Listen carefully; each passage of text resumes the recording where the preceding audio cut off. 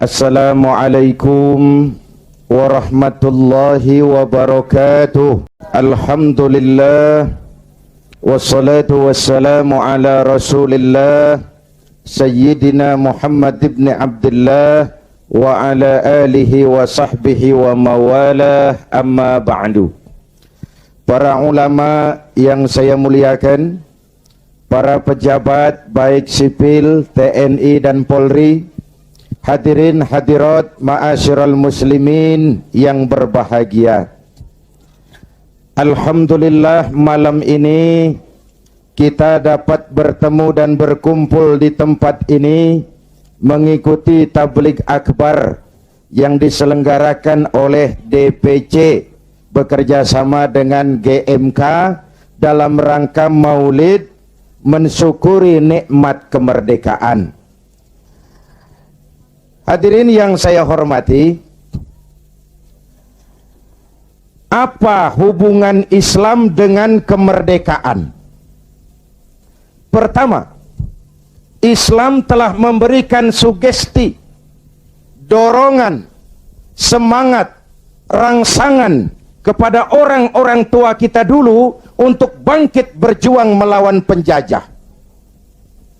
Islamlah agama yang mengajarkan bahwa cinta tanah air bagian daripada iman. Betul? Hubbul watan minal iman. Tanah air kita bukan Aljazair. Tanah air kita bukan Palestina, bukan Arab Saudi, bukan Yaman. Tanah air kita mencintai Indonesia juga bagian daripada iman. Yang datang menjajah kebetulan kafir. Ini cikal bakalnya nih. Yang datang menjajah kebetulan kafir. Bertemulah cinta tanah air dengan semangat jihad yang diajarkan agama. Maka bangkitlah para ulama dengan jamaahnya, kiai dengan santrinya, bahu-membahu bersama tentara berjuang melawan penjajah Belanda. Pernah lihat gambar Imam Bonjol? Pernah? Pakai sorban. Pakai apa? Kalau pakai sorban pasti bukan pendeta Shaolin. Pernah lihat gambar Pangeran Diponegoro? Bukan cuma pakai sorban, pakai gamis. Ketika Belanda dengan licik berhasil menangkap Pangeran Diponegoro, pengikut-pengikutnya termasuk Kiai Mojo, Kiai Maja, mundur ke pedalaman, membentuk kantong-kantong perjuangan. Berupa apa? Pesantren. Pesantren selain sebagai tempat menimba ilmu, juga merupakan kantong perjuangan untuk melawan penjajah. Yang berjuang memerdekakan Indonesia selain tentara, ulama dengan jamaahnya, kiai dengan santrinya, pejuang-pejuang nasionalis beragama Islam, tidak percaya sensus kubur pahlawan. Ibu bapak, saudara-saudara hadirin, malahan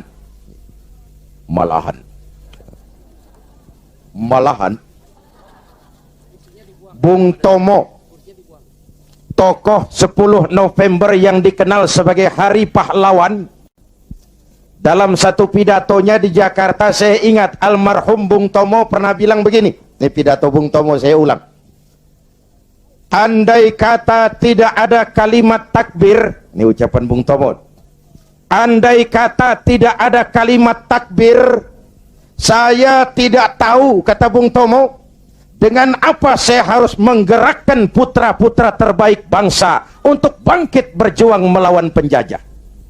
Begitu Allahu Akbar, semangat jihad menggelora. Belanda kecil, mati tiket ke surga. Coba pakai kalimat lain, nggak serem. Woi, perang, perang, malah mundur orang. Tapi begitu Allahu Akbar, kalimat ini refleksi dari nilai keyakinan. Ibu bapak, saudara hadirin yang saya hormati, ketika itu pilihan perjuangan cuma dua, merdeka atau mati. Betul? Orang-orang tua kita berjuang nggak mikirin nanti saya jadi bupati di mana kalau merdeka. Nanti saya dapat kursi apa kalau merdeka. Tidak. Ikhlas membela tanah air sebagai bagian daripada nilai-nilai keimanan. Dulu iman untuk merebut kemerdekaan. Sekarang iman untuk mengisi kemerdekaan. Ya Bu? Ya Bu? Apa?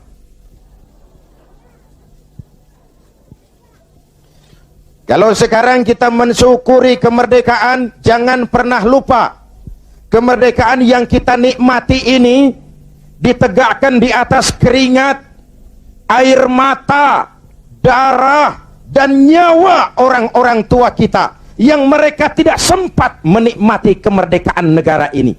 Jangan kotori darah mereka dengan togel, kata Ustadz tadi. Jangan kotori darah mereka dengan perbuatan tercela di atas republik tercinta ini. Jangankan adik-adik saya yang lebih muda, saya saja kalau ditanya, Saudara Zainuddin, apa jasamu dalam menegakkan kemerdekaan? Saya jawab, tidak ada.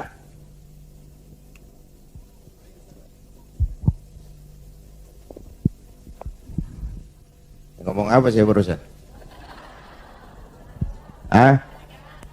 Kalau saya ditanya, Saudara Zainuddin, apa jasamu dalam menegakkan kemerdekaan?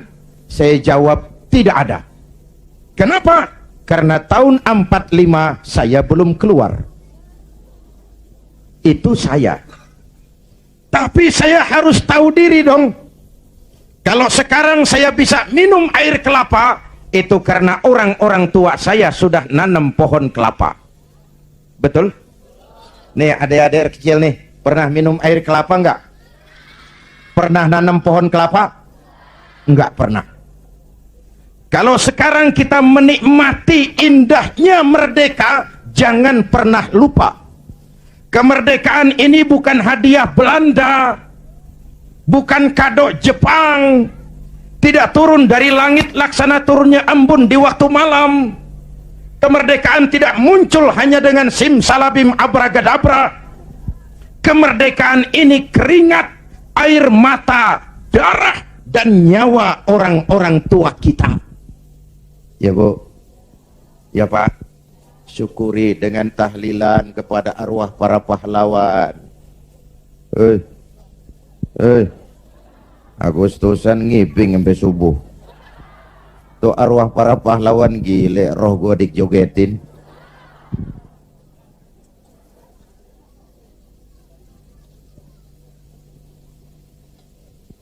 Oke, dulu iman untuk merebut kemerdekaan, sekarang iman untuk mengisi kemerdekaan. Selama ini pembentukan SDM kita cuma berorientasi pada pengisian otak, penataran tiap hari, pendidikan keterampilan di sana sini, tapi hati sering kosong, agama dangkal, keyakinan rapuh, akhirnya moral rendah. Pantas yang disuruh ngurus laut malah jadi bajak laut, yang disuruh ngurus hutan rame-rame jadi orang hutan, yang disuruh ngurus beras malah nimbun beras, yang disuruh ngurus hukum malah bikin hukum kayak pisau. Itu yang melukai rasa keadilan. Pantas muncul street justice, pengadilan jalanan, maling motor tangkap bakar. Itu refleksi dari ketidakpuasan rakyat terhadap sikap hukum selama ini, di mana rakyat melihat kalau yang kecil salah, hukum cepat-cepat ditegakkan. Yang besar salah, diam pura-pura nggak ngerti. Itu yang merusak masyarakat. Jelas? Hukum kayak pisau. Tahu pisau? Kalau ke bawah tajam, ke atas si tumpul. Ini hukum pisau namanya. Mudah-mudahan ke depan duet Bu Mega dan Pak Hamzah mampu menegakkan hukum dengan benar. Amin. Ya Rabbal. Berangkat dari pengalaman itulah Kita harus mulai kembali kepada penataan nilai keimanan. Itu sebabnya muslim begitu brol lahir ke alam dunia udah disambut azan. Benar Bu? Kenapa? Bayi itu kaset kosong. Kalau dipakai merekam, daya rekamnya kuat. Kita yang udah berumur nih, ibarat kaset, kebanyakan rekaman udah. Nggak kusut juga lumayan. Ngapalin udah berat, kaset kusut. Bayi kaset kosong. Begitu brol hadir ke alam dunia, rekaman pertama yang menyentuh telinganya lafzul jalalah, Allahu Akbar, Allahu Akbar. Rekaman pertama, belum sempat dia dengar Ricky Martin, belum sempat dia dengar Westlife.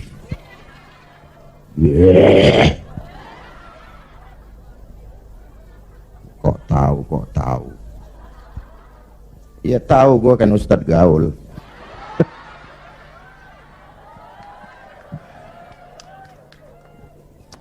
Suara pertama yang masuk telinganya Allahu Akbar, suara iman. Ya Bu, itu artinya apa? Pesan pertama orang tua, nak, kamu nanti boleh jadi tentara, tapi tentara beriman. Kamu boleh jadi polisi, asal polisi beriman. Jadi pejabat, pejabat beriman. Jadi pedagang, pedagang beriman. Jadi petani, petani beriman. Jadi nelayan, nelayan beriman. Jadi teknokrat, teknokrat beriman. Jadi seniman, seniman beriman. Jadi artis, artis beriman. Jadi maling. Nggak ada, mana ada maling beriman. Kalau iman landasannya insya Allah aman. Betul? Dengan mensyukuri nikmat kemerdekaan, ayo kita mengadakan recovery terhadap sikap mental selama ini. Berangkat lagi dari nilai keimanan, jaga baik-baik, wariskan kepada anak-anak kita. Peristiwa kemarin, bulan kemarin, apa perubahan terjadi begitu cepat. Mulai dari digelarnya sidang istimewa, dicabutnya mandat Gus Dur, dikukuhkannya Bu Mega sebagai presiden, dipilihnya Pak Hamzah Has sebagai wakil presiden.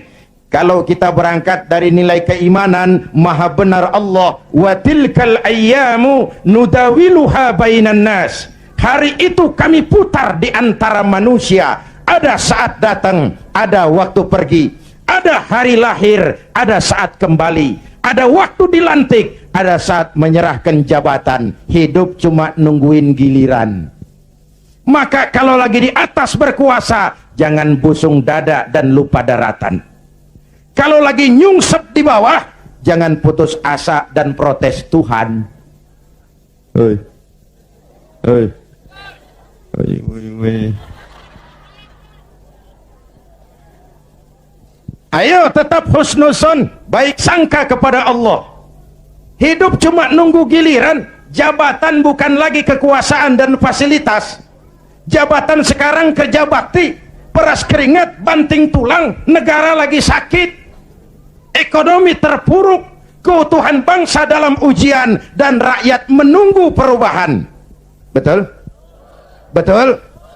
Kalau jabatan cuma dianggap kekuasaan, kalau jabatan cuma dianggap fasilitas, biasanya itu maling timba. Ini jabatan titipan, harta titipan, ilmu titipan. Namanya titipan kan sebentar. Jangankan harta Pak, roh nih, roh yang menyebabkan kita hidup, itu sekedar hak guna pakai. Nggak punya sertifikat, bodong. Sekadar hak guna pakai. Kalau yang punya mau ambil, innalillahi wa inna ilaihi. Ruh saja nggak bisa kita pertahankan, apalagi jabatan, apalagi harta, apalagi hidup ini. Hadirin yang saya hormati, hidup cuma nunggu giliran. Jelas? Jelas? Satu, hubungan Islam dan kemerdekaan. Yang kedua, iya saya cuma ngelihat jam. Reseh amat sih. Udah dengerin aja dah.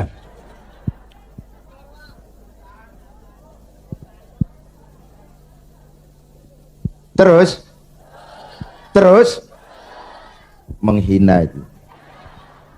Ini ustadz bukan tukang parkir. Terus.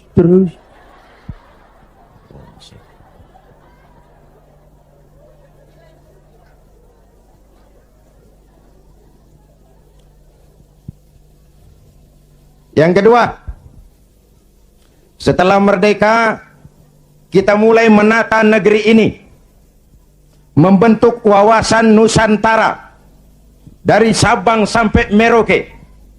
Indonesia kita yang begini majemuk, begini beragam, disatukan oleh cita-cita membangun Indonesia ke depan.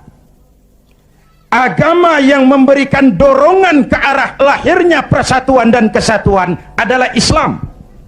Ia membebaskan manusia dari ras diskriminasi. Dari mana ke orang datang, apa ke warna kulitnya, dari suku apa ke ia dilahirkan, kalau akidahnya sama, itu kan saudara kita. Benar? Semalam saya cerita nih, saya mau cerita, mau dengar nggak? Saya punya teman, Pak. Teman saya ini doktor dari Harvard University, Amerika. Kenalan sama saya pada waktu saya berada di San Francisco.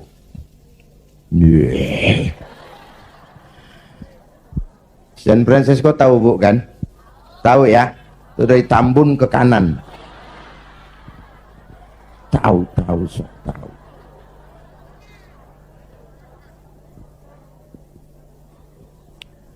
Satu hari teman saya si dokter ini bilang, orang Amerika, bule, Mr. Zainuddin, ya, saya kagum dengan negeri Anda Indonesia. Giliran saya kaget. Ada dokter dari Harvard. Harvard itu perguruan paling bergengsi di Amerika. Dia menyatakan kagum dengan Indonesia. Saya kaget. Loh, emangnya kamu sudah belajar tentang Indonesia ya? Sudah. Kenapa? You kagum dengan Indonesia, kenapa? Saya bilang. Indonesia negara Anda, Mr. Zainuddin, negara Anda besar.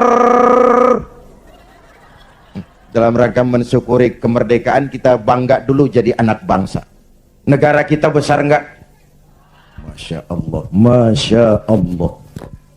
Republik Indonesia kita ini 17.000 pulau.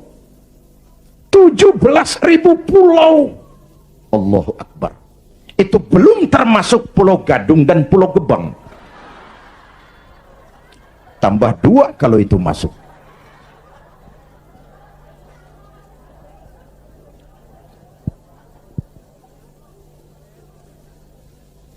Buminya mengandung minyak, gas, batu bara, barang tambang lain. Lautnya kaya, hutannya kaya. 17.000 pulau terhampar sepanjang garis khatulistiwa, hijau, ranau, subur, makmur, kemah, ripah, loh, jenawi, toto, tentrem, kertora, harjo.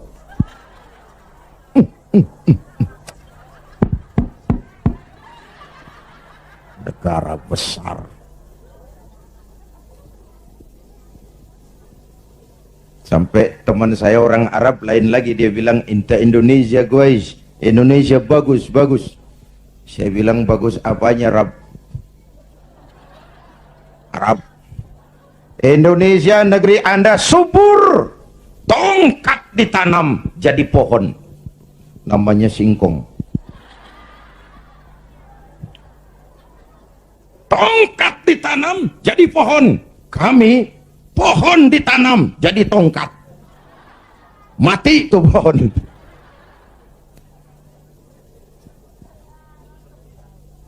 Negara besar. Terus apalagi yang kamu heran?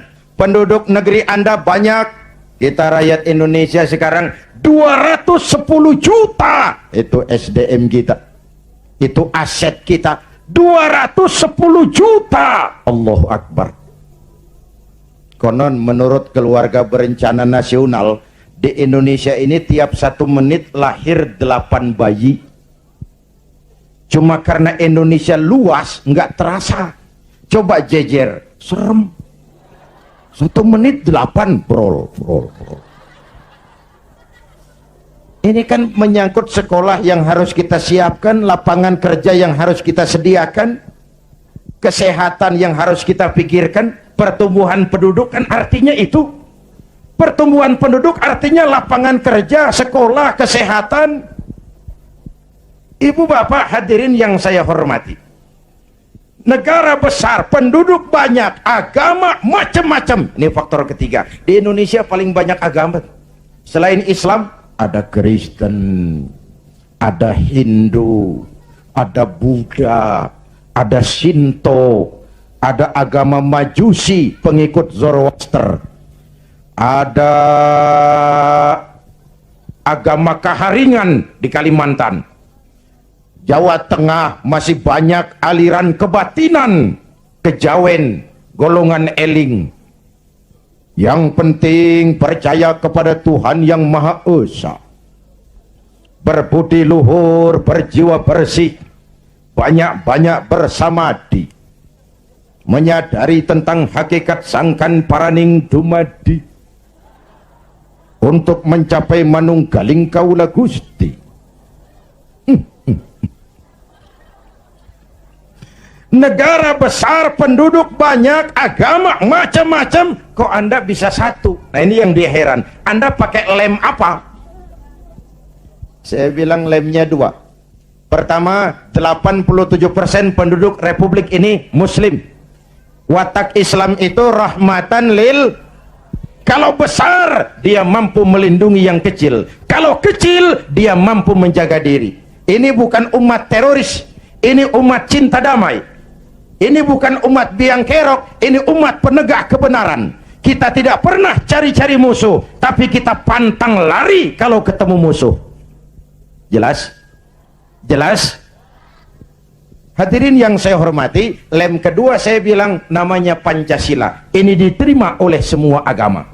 Dengan mensyukuri nikmat kemerdekaan, ayo jaga persatuan dan kesatuan. Pagelaran bulan kemarin dalam pengembangan demokrasi kita harus jadi pelajaran betapa kita harus menghormati perbedaan. Jangan beda dianggap musuh. Kalau beda dianggap musuh, kapan kita mau dewasa? Kalau beda dianggap musuh, kapan kita mau berdemokrasi? Ayo rakyat kita dewasa, jangan terjebak fanatisme sempit. Saudara senang Zainuddin, boleh. Fanatik sama Zainuddin, jangan. Kalau buat Pak Zainuddin benar atau salah, saya bela dengan darah saya. Goblok. Yang benar belain, yang salah dandanin. Kalau salah dibenerin juga, kita menjerumuskan orang namanya. Ya Bu, ya Bu, ayo rakyat kita objektif, biar keluar dari dubur ayam. Kalau memang telur, ambil. Biar keluar dari dubur kiai, kalau kuning kabur. Jangan lihat kiainya, lihat yang merojol apaan. Akur, akur. Ayo kita ambil pelajaran. Sekarang kalau para elit di atas masih suka pada bertengkar, kita rakyat nggak usah ikut-ikutan. Jadi penonton yang baik sajalah. Waktunya keplok-keplok. Namanya juga elit bang. Siang dia bertengkar, malam makan bareng di hotel. Kita di kampung udah pada ngasak golok. Urusan apa? Benar. Benar. Sebaliknya elit di atas juga kudu sadar dong. Seperti saya bilang, di mana-mana juga kalau kebo berantem sama kebo, yang rusak rumput. Kebo berantem sama kebo, yang rusak rumput. Pemimpin bertengkar sama pemimpin, yang bingung pengikut. Di mana-mana sejak dulu kalau kebo berantem sama kebo, yang rusak rumput. Maka kita menghimbau kepada para kebo, ya ini ngikutin bahasa doang, kita menghimbau kepada para kebo, berhenti dah berantem supaya rumput tumbuh subur. Amin. Kita nih rakyat kecil udah capek, 3 tahun terpuruk di atas namain dijadiin address, padahal kita kan rakyat kecil, tuntutan nggak banyak-banyak amat. Si amat aja yang banyak. Perangsanan saya, Pak, kita nih rakyat kecil, asal keadaan aman, bisa kerja, makan cukup, anak bisa sekolah, rapi urusan. Bener. Yang mau jadi presiden si amat, si baduk, bodoh amat kita mah. Ya Bu, yang penting Pak, keadaan aman, bisa kerja, makan cukup, anak bisa sekolah, rapi udah. Ada rezeki dikit, kawin lagi. Umpamanya ini, umpamanya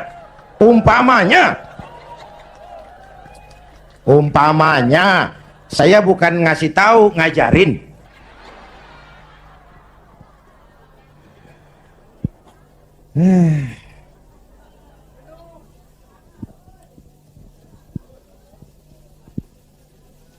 Ibu bapak, saudara-saudara hadirin, jadi mensyukuri nikmat kemerdekaan, jadilah lem perekat menjaga keutuhan bangsa. Kenapa? Keutuhan kita dalam ujian, apalagi kemarin-kemarin kan istilah saya musim Pak Bendot. Kipas, kipas, angin, angin, tukang kipas gentayangan, tukang kompor lebih banyak daripada tukang lem. Angetin sono, sundut sini, panasin sono, bakar sini. Begitu kebakaran dia kabur, tepuk tangan, kita yang tekor. Hadirin yang saya hormati, padahal bangsa itu kayak gelas. Ini contoh nih, contoh. Contoh.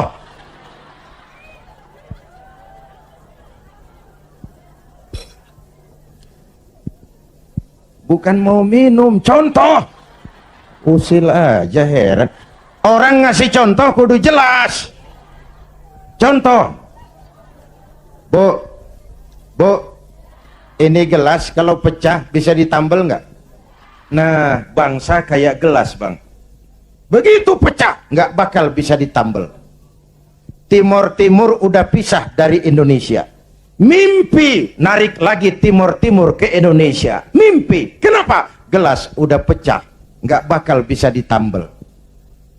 Uni Soviet, gelas besar, negara besar, bersama Amerika jadi polisi dunia, dihantam glasnost yang kebablasan, Gorbachev terpental, Soviet pecah jadi negara kecil berkeping-keping. Tidak mungkin menyatukan lagi Soviet. Kenapa? Gelas udah pecah, nggak bakal bisa ditambal.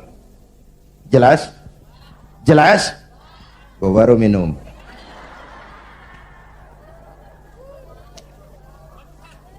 Ya bagaimana aja, orang nyari akal lah. Usil banget, gue heran. Iya, kalau datang-datang minum kan gue malu amat. Mau minum aja pakai kelilingan dulu. Ayo, jangan biarkan Indonesia kita jadi gelas pecah. Jaga semangat kebersamaan. Beda boleh, marahan jangan. Bang, kaos lu hijau ya? Hijau gue. Temen kita kuning, biarin kalau dia mau. Yang satu merah, nggak apa-apa. Yang lain biru, boleh. Lu lewat sono, gue lewat sini, yang satu lewat situ. Ntar kita ketemu di sono. Bisa nggak begitu? Cakep nggak urusan? Iya, jangan beda kaos merengut. Urusan apa? Jadi anggota DPR kagak, sama tetangga marah, tekor kemana-mana. Ayo rakyat, kita dewasa, berpolitik dengan rasio, jangan dengan emosi. Kayak saya kan, sekarang saya ketua Dewan Pimpinan Pusat Partai Persatuan Pembangunan. Itu pribadi saya, nanti saya cerita kenapa saya gunakan hak politik saya. Tapi saya tidak akan memaksakan pendirian ini kepada hadirin. Itu resiko saya gunakan hak politik saya pulang kampung P3. Perkara saudara, terserah, saya menghargai pendirian saudara. Mau ikut saya, alhamdulillah. Mau pilih P3, silakan. Mau berjuang dengan yang gambarnya Ka'bah, boleh. Terserah aja itu sih. Namanya hak demokrasi, nggak boleh dipaksa-paksa dong, ya nggak, ya nggak, ya nggak.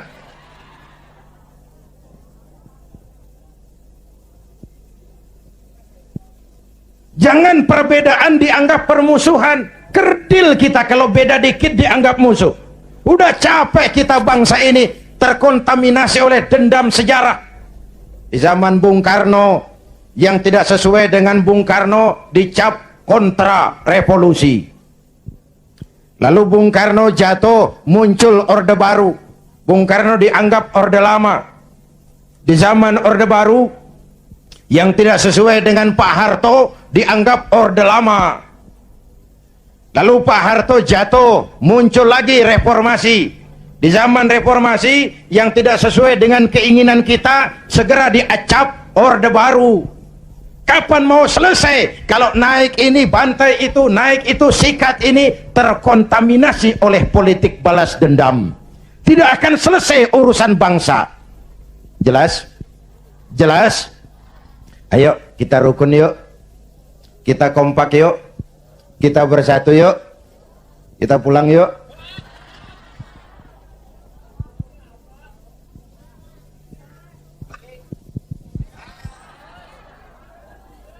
Sampai jam berapa nih? Jam 2. Jam 2. Lu ngundang apa ngontrak lu? Enak aja jam 2, jam 2.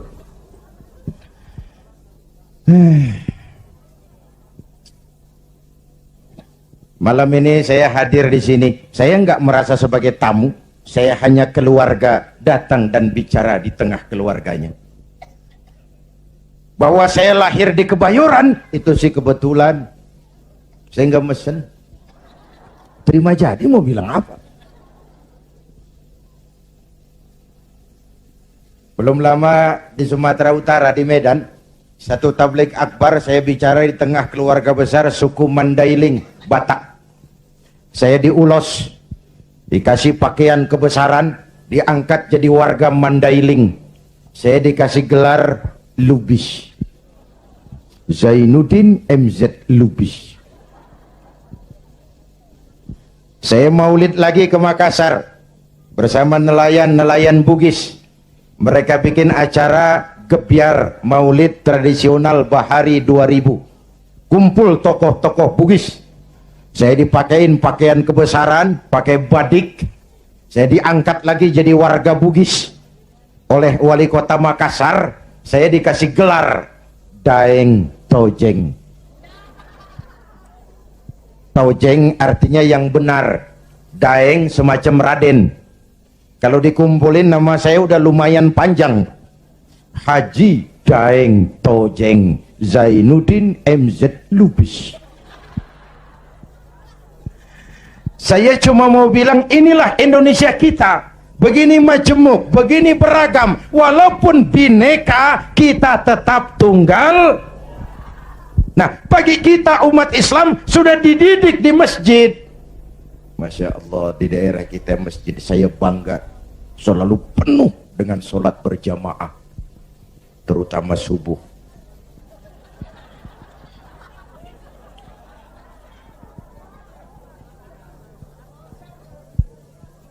Saya tahu saya subuh sering lewat sini. Kalau udah subuh penuh sampai keluar, nggak ada yang masuk.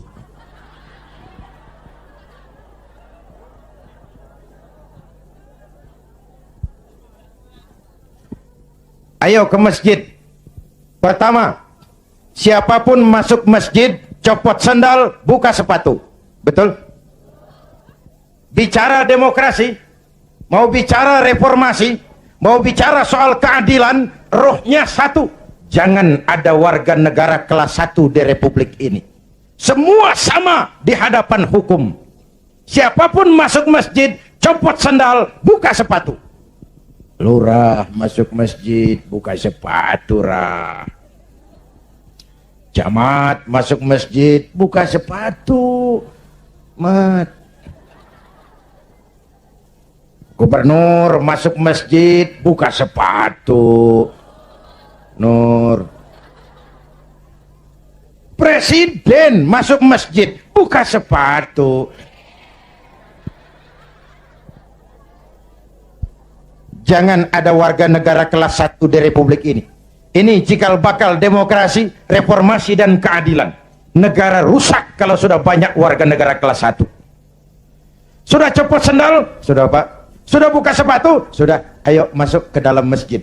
Kalau sudah masuk ke dalam, ibu bapak lihat, yang datang dari sebelah kidul, madep ngulon, bang. Yang datang dari sebelah timur, madep ngulon, bang. Yang datang dari utara, madep ngulon, bang. Yang datang dari sebelah kulon, madep ngulon. Masya Allah, jiwa masjid. Bukan soal dari mana orang datang, tapi satu arah menghadapmu. Kau boleh Sunda, kau boleh Jawa, kau boleh Batak, kau boleh Ambon, kau boleh Bugis, kau boleh Aceh, kau boleh Padang, kau boleh Melayu, kau boleh Dayak, kau boleh Madura, kau boleh Betawi, tapi kita satu nusa, satu bangsa, satu. Yuk kita rukun yuk, kita kompak yuk. Lidih juga bang, lidih tahu lidih. Lidih tak biar gede banget, kalau sendirian laler kagak mati. Bener. Tapi biar lidih kecil-kecil, kalau digabung sama lidih yang lain, diikat jadi satu, sapuh namanya, jangan laler, anjing juga gempor. Benar. Kita begitu juga, walaupun hutang kita bertumpuk, kita tetap optimis, sumber daya alam kita kaya, asal kita kompak, rukun, bersatu. Jelas? Jelas? Sudah madep ngulon semua bang? Sudah, ayo selenggarakan sholat berjamaah. Apa itu? Hidup berbangsa dan bernegara. Caranya bagaimana? Ya harus ada imam, harus ada makmum. Betul? Ada pemimpin, ada rakyat. Makmum siapa? Makmum mah siapa aja bang. Ngaji dah sama kiai mana juga nggak ada pemilihan makmum. Namanya makmum tiba ngikutin siapa juga boleh. Bener bang, orang budek tuh, budek boleh jadi makmum. Tiba makmum ngikutin doang, dia budek, dia kagak denger juga dia lihat. Bacaannya nggak fasih, boleh jadi makmum. Ketinggalan satu rakaat, boleh jadi makmum. Tapi nggak tiap orang boleh jadi imam. Kenapa? Imam mau mimpin orang banyak.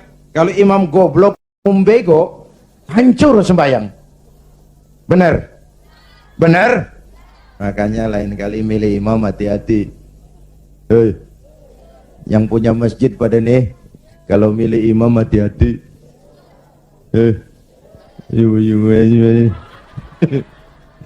Saya pesan yang pada punya masjid, kalau milih imam hati-hati. Dulu pernah kejadian, ini karikatur, mau dengar nggak saya cerita? Dulu tahun 1 di kampung saya ada 3 orang goblok. Goblok tahu goblok bu? Bego tahu bego? Minum es ditiup. Dia kira ngebul panas kali. Ini 3 orang goblok sholat di musola. Musolanya udah tua, atasnya pagar, banyak tikus. Atau jadi imam, 2 jadi makmum. Waktu tahiyat, at-tahiyatul mubarakatus salawatut thayyibatu lillah, baru sampai atta, tikus jatuh pas di depan imam, gede, botak. Profesor tikus. Imam lantaran kaget mau at-tahiyatul, tikus jatuh. Rusak nggak sholatnya? Batal nggak? Kalimataini mutatabi'aini, 2 kalimat berturut-turut batal sholat.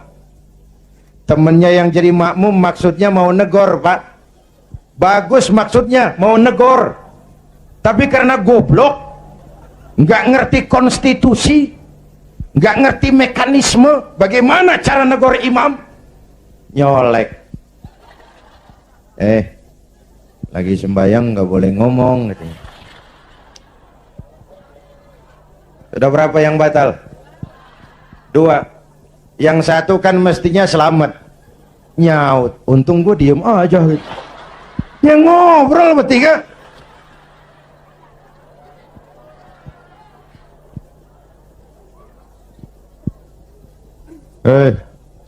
Nyari imam hati-hati.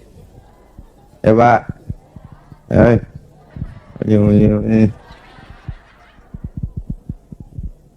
Itu sebabnya kalau sudah ada imam yang diajarin imam dulu. Pesan Nabi apa? Idza amma ahadukumun nas falyukhaffif.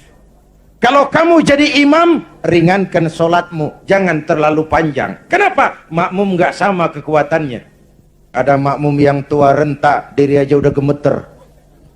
Ada makmum yang punya darah tinggi, kalau sujud kelamaan palanya sakit. Ada makmum yang udah janji habis sembahyang mau terima duit. Kalau imam kelamaan kelas odan makmum. Imam harus tahu keadaan makmum. Pemimpin harus punya sense of crisis. Rakyat saya ini keadaannya lagi bagaimana? Kalau saya begini pantas apa enggak?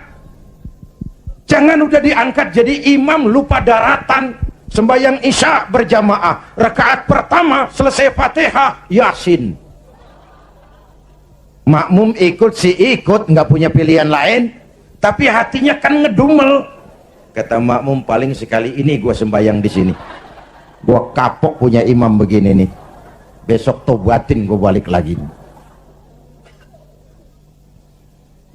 Hadirin yang saya hormati, begitulah kita mewujudkan semangat kebersamaan untuk Indonesia esok yang lebih baik dari hari ini. Amin. Ya Rabbal, mensyukuri nikmat kemerdekaan dengan semangat menjaga nilai-nilai kebersamaan, persatuan, kesatuan, kerukunan, dan kekompakan. Lalu yang ketiga, hubungan Islam dan kemerdekaan. Setelah merdeka, membentuk wawasan Nusantara, kita mulai membangun. Bung Karno menyebutnya pembangunan semesta berencana. Pak Harto menyebutnya pembangunan manusia seutuhnya. Apapun namanya, tapi ini refleksi dari keyakinan. Walaupun Indonesia bukan negara agama, tapi pasti Indonesia negaranya orang beragama. Maka orientasi pembangunan tidak cuma dunia, tapi juga akhirat. Betul? Ini semua nih calon-calon jenazah.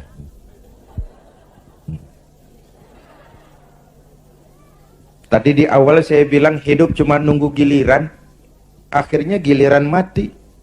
Betul? Cuma kapan mati itu yang kita nggak tahu. Apakah nanti ibu-ibu duluan, saya belakangan? Kita nggak tahu, itu rahasia Allah. Mungkin juga malah saya yang belakangan, ibu-ibu duluan. Kita nggak tahu, itu rahasia Allah. Betul? Betul? Karena itu, dengan mensyukuri nikmat kemerdekaan, mari kita isi kemerdekaan ini membangun dunia, tapi untuk kepentingan akhirat. Ya Bu? Ya Pak? Ayo kita kompromi kepada Allah dengan memasyarakatkan istighfar, mengistighfarkan masyarakat. Kita memang rakyat kecil, tapi jeritan batin rakyat kecil, nurani rakyat kecil, mampu menggoyang aras. Hadirin yang saya hormati, hanya dengan wujud keseimbangan seperti itu, ada hidup sesudah mati, ada akhirat sesudah dunia, kita bisa berharap mencapai fid dunya hasanah wa fil akhirati hasanah. Ibu bapak hadirin, ini sekelumit tentang mensyukuri nikmat kemerdekaan. Nah sekarang saya mau bicara soal partai, karena yang ngadakan ini DPC P3. Banyak pertanyaan, mengapa makhluk bernama Zainuddin MZ yang dulu katanya tidak kemana-mana tapi ada di mana-mana, kok memutuskan turun lagi ke panggung politik? Tentu ada asbabun nuzul. Ini saya mau cerita asbabun nuzul. Saya mulai berkenalan dengan politik lebih dulu daripada menjadi mubalik. Tahun 71 saya sudah ikut politik praktis. Waktu itu saya jadi juru kampanye Partai Nahdlatul Ulama. Pemilu pertama di zaman Pak Harto yang diikuti oleh 11 partai. Ini historisnya nih. Tahun 74 terjadi fusi 4 partai Islam, NU, Parmusi, PSII, Perti, melebur jadi satu. Terjadi fusi, lahirlah Partai Persatuan Pembangunan. Asasnya Islam, lambangnya Ka'bah, hasil istikharah Hadratus Syekh Kiai Haji Bisri Samsuri, Rais Suriah Nahdlatul Ulama waktu itu, yang adalah kakeknya Kiai Haji Abdurrahman Wahid. Maka pemilu tahun 77 dan 82, selain duduk di MPC, saya tetap kampanye buat Partai Persatuan.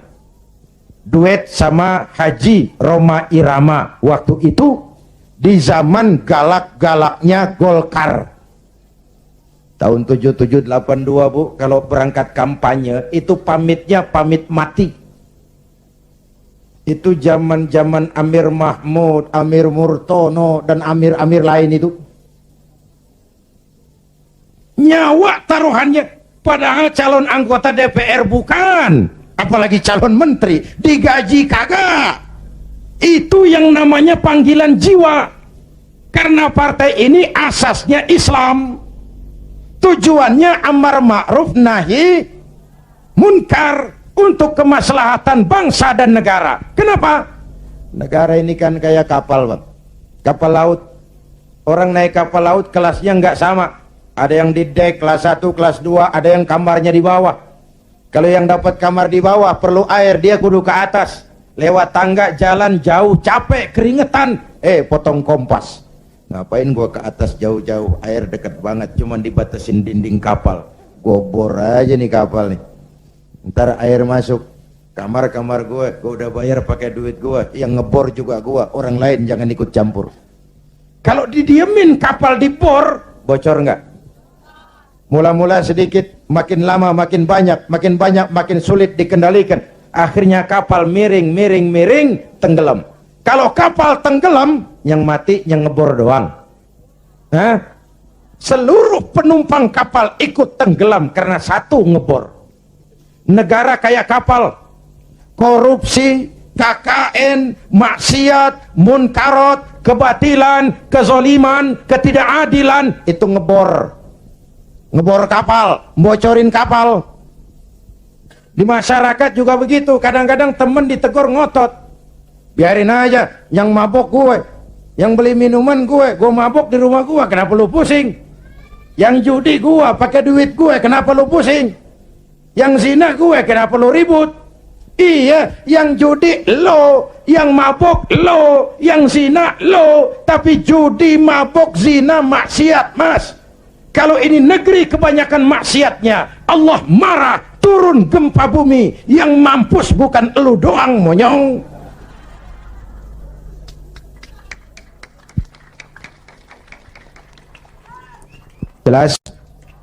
Jelas? Iya, kalau kita makan nangka kena getah sih resiko. Enggak makan nangka kena getah, sial namanya. Jelas? Nah, singkat cerita, lalu tahun 83, 84 diundangkan asas tunggal Pancasila. Golkar makin tirani, makin otoriter. Tidak boleh lagi ada ormas dan parpol yang asasnya Islam. Kalau tidak mau terima asas tunggal, bubar. Maka dengan berat hati waktu itu, P3 menerima asas tunggal Pancasila daripada dibubarin. Lambangnya berubah jadi bintang. Betul? Masih ingat? Saya protes waktu itu kepada guru saya, Hadratul Mukarram Kiai Haji Dr. Idham Khalid. Ini nanti soal silsilah, Pak. Beliau salah seorang pendiri P3, termasuk presiden pertama Partai Persatuan. Pak, kenapa diterima asas tunggal Pancasila? Kita harus melepas asas Islam, kan rugi. Beliau senyum, apa kata beliau? Zainuddin, ibarat warung, Kita sekarang nggak boleh dagang nasi uduk, biarin aja dagang pisang goreng dulu. Sebab kalau kita dagang nasi uduk juga warung digusur. Biarlah dagang pisang goreng dulu, yang penting masih punya warung. Nanti kalau keadaan aman kita dagang lagi nasi uduk. Ya, Masya Allah, orang tua bijaksana. Tapi saya sudah kadang frustasi.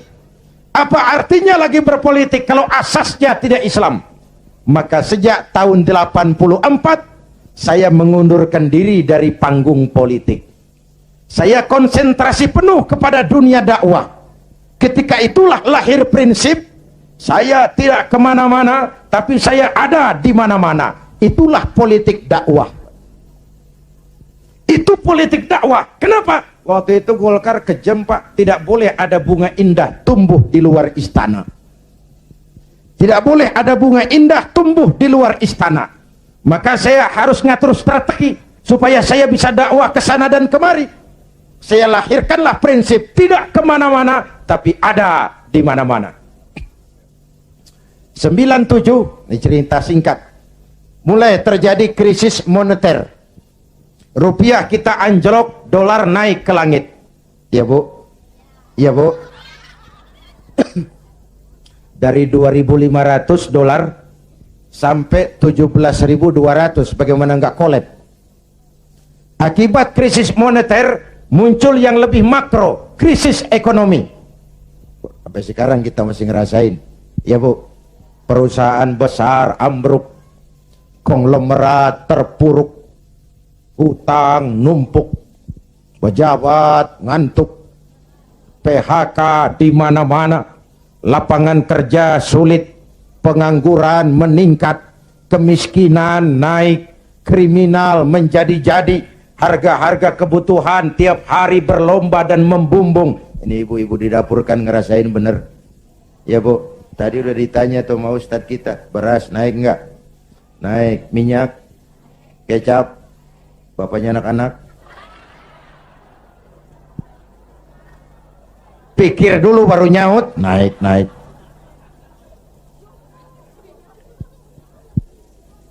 Biaya hidup makin tinggi, beban hidup makin berat. Masya Allah, di Jakarta Bang sekarang kencing aja gope. Bener, kencing gope. Teman saya ngasih duit ribuan, gak ada kembaliannya, disuruh kencing lagi. Orang udah tiris bagaimana ngeluarinnya? La haula wa la quwata illa billah.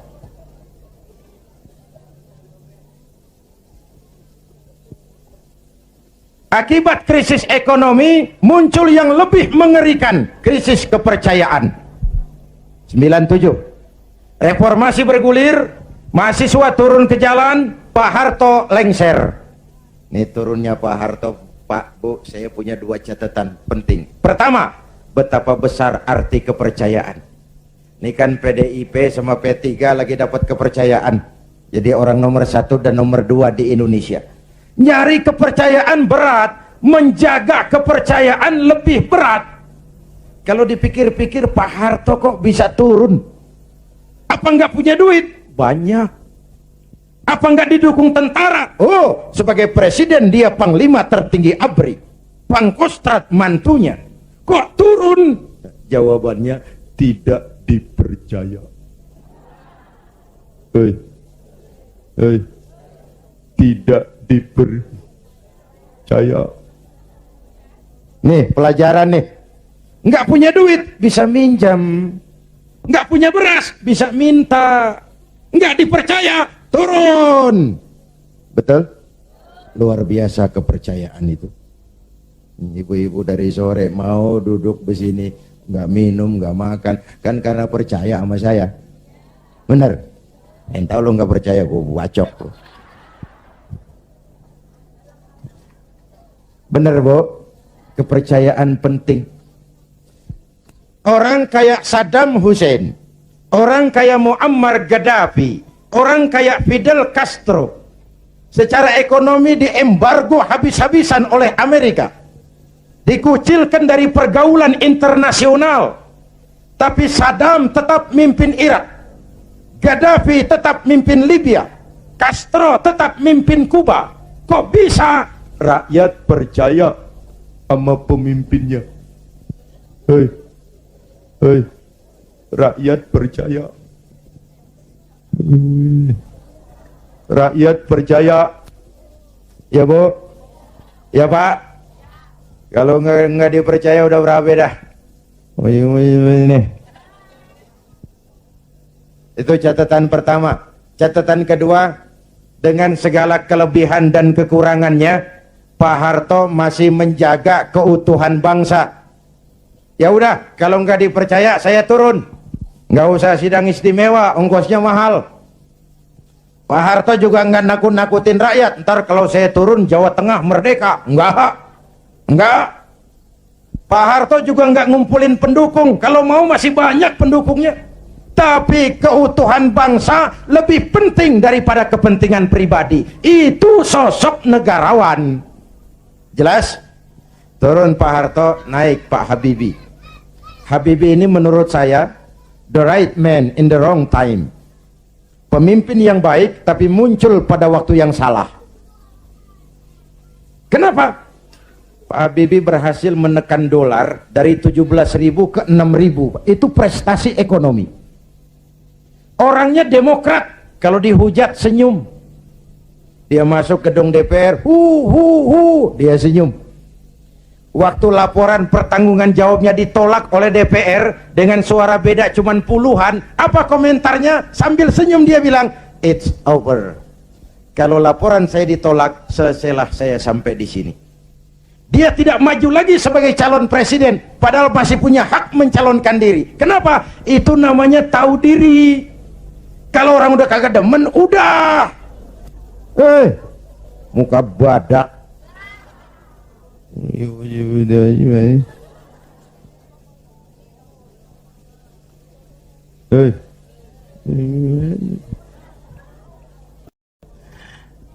Ibu bapak hadirin, nah setelah reformasi bergulir, muncul begitu banyak partai. Betul? Partai yang Islam saja tidak kurang 20 partai. Saya bingung lagi. Tadinya saya pengen ada partai yang berasaskan Islam. Begitu muncul, begitu banyak. 20 lebih partai Islam. Termasuk yang tidak punya anggota. Papan nama. Makanya saya tetap tiarap. Lalu tahun 99 diadakanlah pemilihan umum. Diikuti 49 partai. Innalillahi wa inna ilaihi rajiun. 49 partai, termasuk 20 lebih partai yang asasnya Islam. Saya bingung. Ini mana teman mana lawan. Maka pemilu 99 saya tetap tiarap. Istri dan anak-anak saya turun kampanye. Ngeramehin, ya apalagi kalau bukan P3. Tapi saya tetap belum tergerak. Selesai pemilu, terbentuklah MPR dan DPR. Kemenangan rankingnya PDIP juara 1, Golkar juara 2, P3 juara 3, disusul PAN dan PKB. Menjelang sidang umum itulah saya kepada sekretaris minta dihubungkan untuk bicara dengan Pak Hamzah Has. Tolong, saya mau bicara sama Pak Hamzah. Bicara lewat telepon. Akhirnya kata Pak Hamzah, begini sajalah, kalau Kiai mau ketemu saya, jangan Kiai ke rumah saya, biar saja saya saja yang ke rumah Kiai. Maka Pak Hamzah Has pun datang ke rumah saya. Belum wapres waktu itu Pak. 3 kali pertemuan di rumah saya bilang, Pak Hamzah, saya ini merasa berdosa. Kenapa partai Islam kok cuma juara ketiga? Kenapa partai Islam tidak diminati oleh orang Islam sendiri? Analisisnya macam-macam. Mungkin ada yang tidak mengerti kalau agama dan politik tidak terpisah. Mungkin ada yang berpaham sekuler, Islam yes, partai Islam no. Mungkin juga karena kita tidak bisa menjual program-program kepada rakyat yang menyentuh kehidupan rakyat. Saya memutuskan saya mau pulang kampung Pak. Pak Hamzah, alhamdulillah saya bersyukur, inilah permohonan saya kepada Allah selama ini. Tapi saya bilang tolong jangan diumumkan Pak, ini mau sidang istimewa, sidang umum. Nanti dikira saya mau cari popularitas, dikira saya mau cari jabatan. Tidak, saya jadi apa itu tidak penting. Yang penting saya bisa ikut membesarkan partai yang berasaskan Islam. Itu saja niat saya. Hadirin yang saya hormati, kemudian saya diangkat jadi ketua Majelis Pertimbangan Lajnah Syura Ulama'il Ka'bah. Lalu ketika Rakernas, lahirlah rekomendasi, saya ditempatkan sebagai salah seorang ketua Dewan Pimpinan Pusat Partai Persatuan Pembangunan. Jadi saya bilang selama ini saya dakwah, ya ayyuhalladzina amanu dkhulu fis silmi kafah. Hai orang-orang beriman, masuklah ke dalam Islam secara utuh. Jangan masuk Islam separuh-separuh. Kalau Islam katamu, Islamlah cara kau berdagang, Islamlah cara kau bertetangga, Islamlah cara kau berumah tangga, Islam jugalah cara kau berpolitik. Jangan masuk Islam separuh-separuh. Ya Bu, ya Bu, Bu, jawab yang jujur. Kalau masuk separuh-separuh enak enggak? Tuh kan ngeres aja kan pikiran. Tetapi saya tetap pada orbit saya tidak akan meninggalkan tugas dakwah. Dan saya bersyukur, sekalipun saya terjun kembali ke dunia politik, dakwah saya tetap berlangsung. Undangan nggak kurang, malah makin sibuk ngatur. Saya bersyukur, ya Allah, kalau begitu mudah-mudahan umat bisa menerima saya pulang kampung.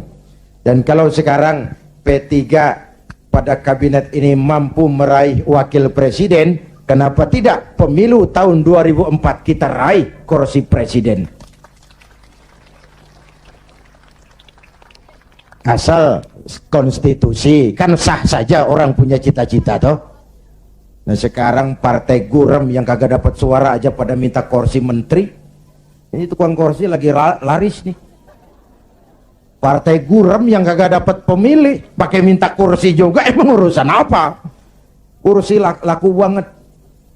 Dianggap kapling pembagian rezeki. Innalillahi. Ini kerja bakti, peras keringat, cuci piring. Negara lagi bangkrut, Indonesia lagi sakit, Ibu Pertiwi meratap berlinang air mata. Kalau cuma pada mau cari rezeki, maling tembak lagi tuh. Negara makin terpuruk. Ibu bapak hadirin yang saya hormati, karena itu kita doakan Bu Mega dan Pak Hamzah mampu melaksanakan amanat rakyat. Amin ya Rabbal Alamin. Dan kita semua rakyat tetap menjaga kebersamaan, persatuan, kerukunan, dan kekompakan. Perbedaan jangan dianggap permusuhan. Justru ciri demokrasi kemampuan memanage konflik, bukan menghilangkan konflik, tapi memanage konflik menjadi kekuatan untuk membangun ke depan. Hadirin, inilah sekelumit yang dapat saya sampaikan malam ini.